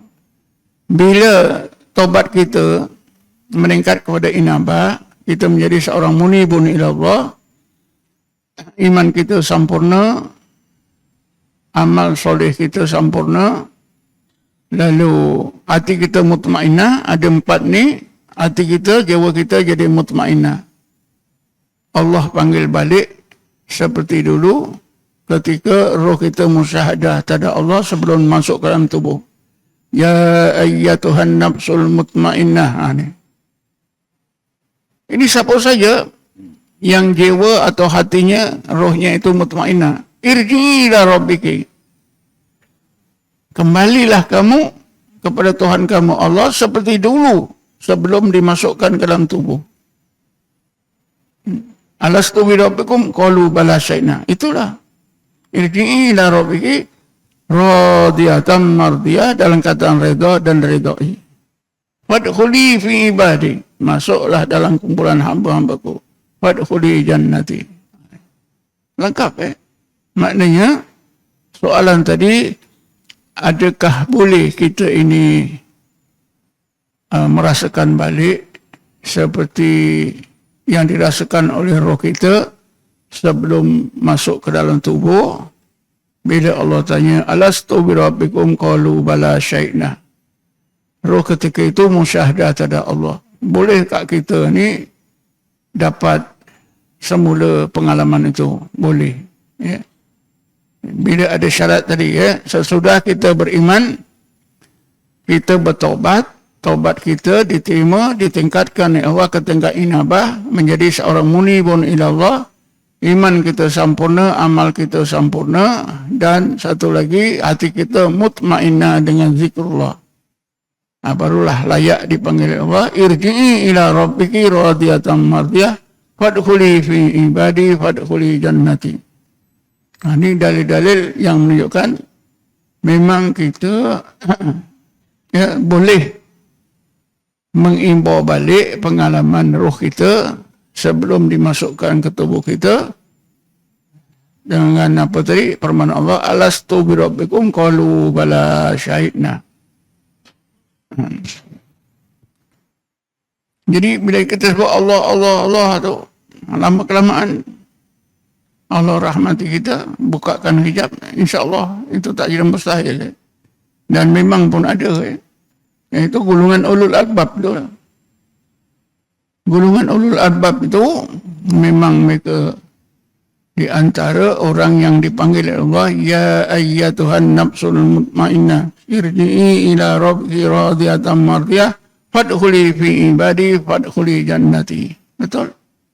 Wabashshiril ibad alladzina yastami'una al-qawla fayattabi'una ahsana ulaika alladzina hadahumullah wa ulaika hum ulul albab. Betul semua. Maknanya bila kita sampai ke tingkat ulul albab, insya-Allah dapatlah.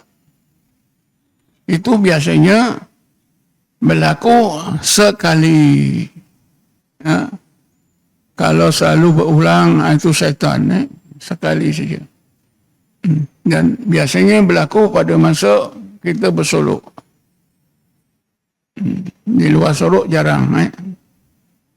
Sebab Nabi, berlaku pada Nabi ketika ada Jibril.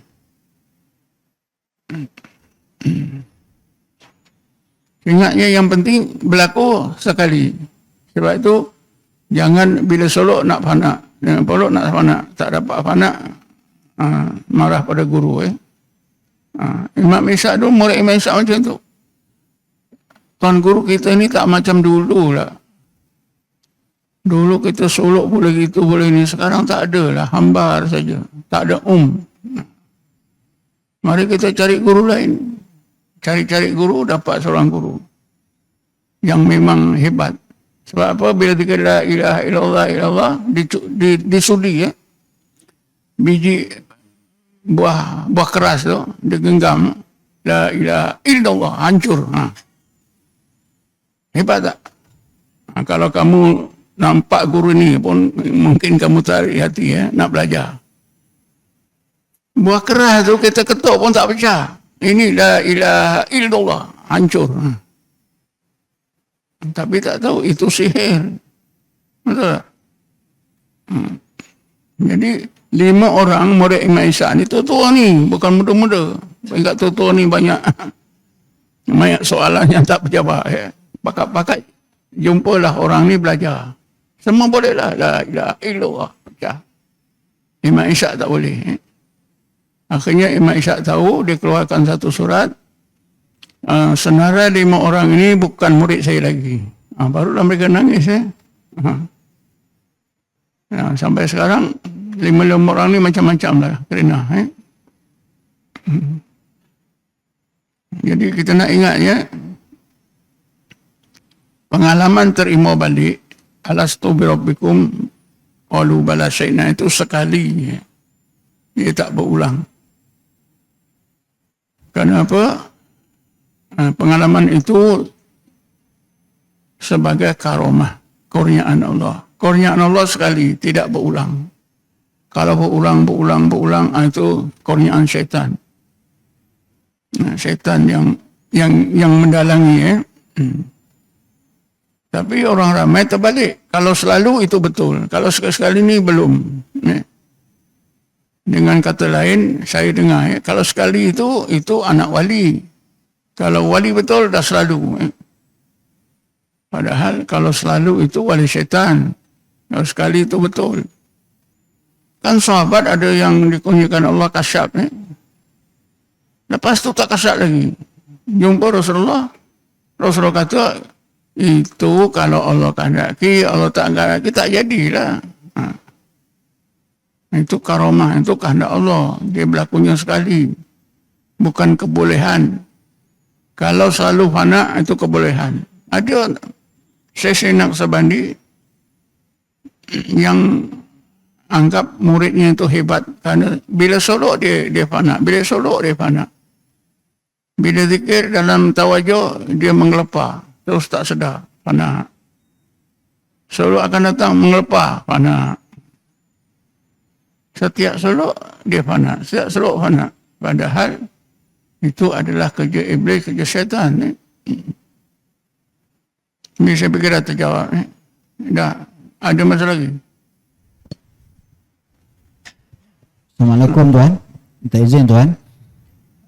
Saya menghadapi masalah pelajar-pelajar yang suka belajar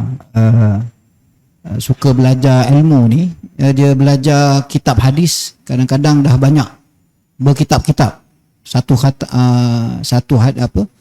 kitab ke satu kitab. Begitu juga kitab akidah. Talaqi kitab akidah pun berkitab-kitab. Tapi bila masuk dalam kelas, terangkan tentang ilmu tasawuf, sebutkan tentang kedudukan zikir dan tafakur sebagainya, dia tanya saya. Dia kata, kenapa baru sekarang baru saya tahu? Jadi mohon minta izin Tuan. Yang akhir tu apa? Macam mana? Dia kata, kenapa setelah saya ada terangkan sedikit sebagaimana Tuan sebutkan tentang zikir dan tafakur tadi. Jadi pelajar-pelajar saya kata, kenapa sekarang baru kami tahu tentang kedudukan zikir dan tafakur dalam ilmu tasawuf. Sedangkan ilmu hadis mereka habis kitab ke kitab, dan kitab akidah pun juga banyak kitab sudah habis belajar. Jadi apa pandangan Tuan situasi di kami pelajar-pelajar di universiti lah. Terima kasih Tuan.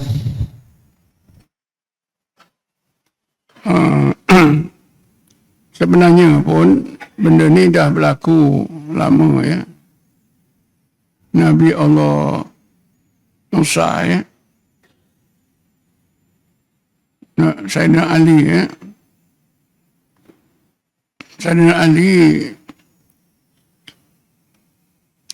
pernah bertanya, ini hadis musalsal ya. Ada sebuah kitab hadis musalsal yang disusun oleh Syekh saya lupa nama Syekh ni ya. Kitab ni ada dalam simpanan saya dan saya dah baca ya. Dalam hadis musalsal ni Sayyidina Ali bertanya kepada Rasulullah, ya Rasulullah, dullani ala aqrabut turuqi ila Allah wa ashaliya ala al-ibad wa afdaliha indallah. Ya Rasulullah, ajarkan kepada aku satu jalan amalan yang bila aku amalkan sangat dekat untuk sampai kepada Allah. Aqrabu ila Allah. Dan sangat mudah diamalkan oleh orang ramai. Dan paling afdal di sisi Allah. Maka jawaban Rasulullah, ya Ali alaika bi dzikrillah sirran wa jahran. Kalau macam itu ya Ali, kalau engkau mau dapat amalan yang engkau maksudkan, apa dia? Sangat dekat untuk sampai kepada Allah, maknanya untuk sangat dekat, sangat cepat untuk mengenal Allah. Paling mudah diamalkan oleh orang ramai dan paling afdal si Allah. Maka Rasulullah kata, wajiblah di atasmu ya Ali sentiasa berzikrullah alaika bimudawati zikrillah sirran wa jahran. Sama ada cara sir ataupun jihar. Ya. Lalu Sayyidina Ali apa cakap? Wan nasu zakiruna ya Rasulullah fakhassani bisa'in. Ya Rasulullah, orang ramai sudah berzikir. Yang aku maksudkan, kau ajarkan kepada aku amalan yang khusus untuk aku. Lalu Rasulullah kata, ya Ali, masalah yang kau hadapi ini telah dihadapi oleh Nabi Musa. Ketika Nabi Musa minta amalan kepada Allah secara langsung, maka Allah perintah kepada Nabi Musa, ya Musa, engkau sebutlah la ilaha illallah. Nabi Musa kata, ya Allah, Yang aku maksudkan amalan yang khusus untuk aku sebagai Nabi dan Rasulmu. La ilaha illallah ini sudah disebut oleh para hamba-Mu ya Allah. Maka Allah berfirman, wahai Musa, kalau engkau letakkan la ilaha illallah di sebelah dacin, bumi dengan segala isinya, langit dengan segala isinya, dan apa saja yang ada di antara langit dan bumi di sebelah dacin yang lain, nascaya engkau dapati la ilaha illallah itu lebih berat. Lalu Nabi Musa pun akur, dia berzikirlah, beramallah dengan la ilaha illallah. Sebab itulah Rasulullah bersabda, afdalu ma qultuhu wan nabiyyuna min qabli la ilaha illallah. Seafdal yang aku sebut, nabi-nabi semua aku sebut ialah la ilaha illallah. Jadi itu zaman Nabi Musa, zaman Sayyidina Ali. Zaman sekarang tentulah lebih berat lagi. Ya.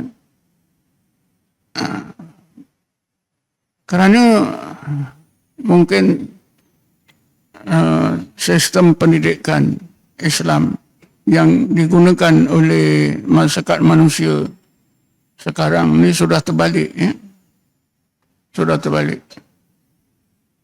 Cuba kita tengok sejarah tasyrik. Sejarah agama Islam disampaikan kepada Nabi Muhammad itu macam mana. Di zaman Mekah 13 tahun. 12 tahun lebih lah. Ya. Apa yang diamalkan oleh masyarakat Islam di Mekah? Bismillahirrahmanirrahim. Yada'una rabbahum bil ghadati wal asyi yuriduna wajah. Allah, Allah, Allah, Allah, Allah, Allah, Allah, Allah. Itu yada'una rabbahum di Mekah tu. Selama berapa? 12 tahun. Bukan 12 hari. Kita tiga ni 10 hari je. 12 tahun. Allah, Allah. Yada'una rabbahum Allah, Allah, Allah, Allah. Bil ghadati wal asyi sepanjang siang dan malam. Yuriduna wajah. Yang mereka mahu Allah. Solat diperlukan pada tahun 13. Awal tahun 13 ketika Nabi Isra Mi'raj. Ya. Baru fardu solat. Perintah solat, wa aqimus shalah li dzikri. Dirikanlah solat untuk ingat aku. Dah sedia. Dah ingat Allah 12 tahun. Datang semayang untuk ingat Allah. Senang tak? Senang. Kita belajar semayang. Sebab tarikat sampai nak mati pun taksinu solat. Zikir tak? Tak belajar. Betul tak? Ada, kita tengok orang tua di masjid belajar zikir. Tak ada. Ustaz datang pun tahsin solat. Ustaz zikir datang pun itu. Zikir tak ada. Ini kan terbalik. Bila Nabi berpindah ke Madinah, masyarakat Islam di Mekah berpindah jadi muhajirin ni. Yang mereka amal di sana, walaupun dah ada solat, ada puasa, ada haji, apa, sama saja. Ayat 28 surah Al-Kahfi. Bismillahirrahmanirrahim. Wasbir nafsaka ma'al ladzina yad'una rabbahum bil ghadati wal asyi yuriduna wajha. Yang tadi wala tatrudil ladzina yad'una rabbahum bil ghadati wal asyi yuriduna wajha. Ayat tu sama bunyi. Cuma latar belakang sejarah lain. Di Madinah kerana orang Yahudi. Ya Muhammad, engkau sabarkan saja hatimu untuk sama-sama sahabat-sahabatmu orang-orang Islam. Engkau jangan jauhkan diri. Terus bersama mereka. Karena mereka itu sepanjang siang dan malam menyebut Allah, Allah, Allah. Yang mereka mahu Allah. Cuba tengok. Di Mekah, di Madinah, amalan yang dipentingkan daripada dia, Allah, Allah, Allah, Allah. Kita sekarang macam yang saya sebut tadi lah. Kalau ada dua orang, kita tengok di masjid 2 jam. Seorang duduk aja. Yang seorang sembahyang tak betul-betul. Yang sembahyang tak betul-betul ni macam. Yang duduk itu ni pemalas. Betul tak? Sedangkan mungkin terbalik. Yang duduk itu berzikir walaupun dikira ila Allah 1000. Yang sembahyang dia main sunat ya. Belum tentu. Jadi kerana itulah maka tak heranlah kalau tengah pelajar itu mempersoalkan seperti yang disebut tadi. Kemudian fakta-fakta mengenai zikir ni tidak sampai kepada kebanyakan orang Islam. Saya fikir kerana itulah, kerana sudah terbalik. Sembahyang, puasa, semua ada kursus-kursus. Sebab itu ada jemaah kita yang nak solok tak dibagi. Pak, mak nak pergi solok. Tak usah, itu ajaran sesat. Awak salah. Cakap gitu dengan mak ayah. Cuba awak cakap macam ni. Mak ayah nak pergi 10 hari, ada kursus tahsinus solah. Di satu surah. Ini ustaz ni. InsyaAllah. InsyaAllah tahsinus solah boleh. Kalau solok tak boleh. Memang berlaku. Si isteri nak solok. Solok ni abang dah baca dah. Ini amalan tak ada dalam Islam. Awak salah. Awak rujuk balik cakap dengan oh bukan solok. Ini ustaz ni nak ajar betulkan sembahyang kita, betulkan akidah kita. Diajar 10 hari. Ini intensif ni. Okeylah kau gitu. Jangan solok. Solok tak boleh. Solok tu sama dengan ajaran apa? Ajaran Hindu. Kebetulan pula solok masa dulu tak makan benda menyawa, telur tak makan, ikan tak makan. Ini Hindu ni. Kenapa tak boleh makan? Ini Hindu, dia pengaruh Hindu. Padahal makan daging, makan telur, makan ayam ni harus. Meninggalkannya harus. Ya. Doktor sendiri pun larang, jangan makan ni, jangan makan ni, jangan makan ni, berminyak-minyak ni. Nanti begini. Kalau doktor betul semua. Kalau ulama sebaliknya. Kan betul kan banyak doktor larang, jangan makan ini, makan ini, nanti sakit jantung, nanti kolesterol tinggi. Kita berkemain taat, lebih taat daripada Quran. Betul tak? Garam, tukang masak semua dirasain, takut sangat dengan garam. Bila saya makan, saya suka goreng ikan, kembung apa-apa. Makan tak ada rasa. Betul-betul makan. Apa itu? Ikan tu digoreng, tak ada garam. Mana sedap ni. Semua taat. Tukang masak sangat taat, lebih taat kepada Quran. Pasal itu doktor saja. Saya pernah makan garam tu. Pagi 1 sudu kecil itu, tengah hari petang. 1 hari 3 sudu kecil, 6 bulan. Banyak tak garam? Tak ada pun, darah tinggi. Tak percaya tuan-tuan boleh buat. Buat 6 bulan. Pagi, tengah hari, petang. 1 sudu kecil. Darah tinggi tak? InsyaAllah tak ada. Yang ada darah tinggi itu kalau dalam badan kita ada jin. Jin-jin ini takut dengan garam. Dia larilah pergi ke yang selamat, ke urat-urat jantung. Itulah tempat sembunyi dia. Kat jantung kita. Kalau tak ada jin dalam badan kita, makanlah insyaAllah tak ada apa. Jadi saya fikir sudah terjawablah tu ya. Allah alam. Dah masuk tu. Cukuplah ya. Allah alam. Mudah-mudahan balik nanti jangan laju-laju lah ya. Sederhana saja berdoa. Macam mana kita selamat datang, selamat balik. Alhamdulillah ya. Saya buat solok hari ini kali ini solok ke 74. Berlaku aksiden sekali ya. Balik daripada Kuantan ke Johor, langgar Lembu ke langgar Kerbau. Tapi tak apa-apalah. Kereta saja rosak. Kita minta selamatlah, berhati-hati di jalan raya. Itulah Mudah-mudahan kita selamat balik sampai ke rumah.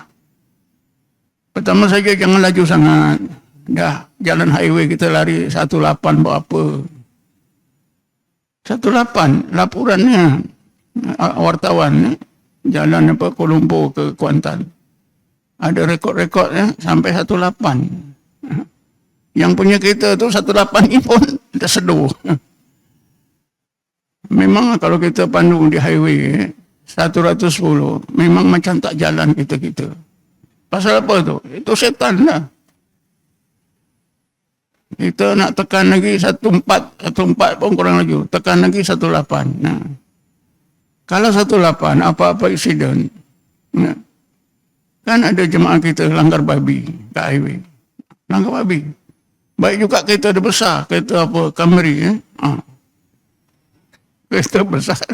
Babinya besar. Baik juga selamat. Tapi pergilah ke bengkel berbulan-bulan. Dah 18 macam mana nak elak? Antara bangsa yang selamat 110. Kalau lah nak tambah sikit 1-2 boleh lah. Sampai 18 tu tak usah lah. Ini ada kaki ni lari 18 ni. Ini wallahu alam. Assalamualaikum warahmatullahi taala wabarakatuh. A'udzubillahi minasyaitonir rajim. Bismillahirrahmanirrahim. Wassalatu wassalamu ala asyrafil anbiya'i wal mursalin sayyidina Muhammadin wa ala alihi washabihi ajma'in. Allahumma ighfir lana warhamna, Allahumma ighfir lana warhamna. Allahumma ighfir lana warhamna wa li abaina wa li ummahatina wa li huquqil wajibin alaina wa lil muslimina muslimat wal mu'minina mu'minat bi rahmatika ya arhamar rahimin. Allahumma inna nastaghfiruka wa nastaudi'uka adiyanana wa imanana wa anfusana wa alana wa radana wa amwalana wa buyutana wa kulla syai'in a'taitana ya rabbal alamin. Allah ja'alna wa yunfiqana bika wa amanika wa jiwarika wa anyadika min kulli syaitanin marid jabarin anid wa dhi ainin wa dhi bani wa syarika innaka ala kulli syai'in qadir. Allah tub alaina bil afiyah wassalamu alaihi wa ala abidika fi barika wa barika jawika min ummati Muhammadin ajma'in. Allah ja'alna min syarri ma qadaitu salimin. Allah ja'alna min syarri ma qadaitu salimin. Rabbana atina fid dunya hasanah wa fil akhirati hasanah wa qina adzabannar. Walhamdulillahi rabbil alamin. Taqabbalallahu minkum. Taqabbal ya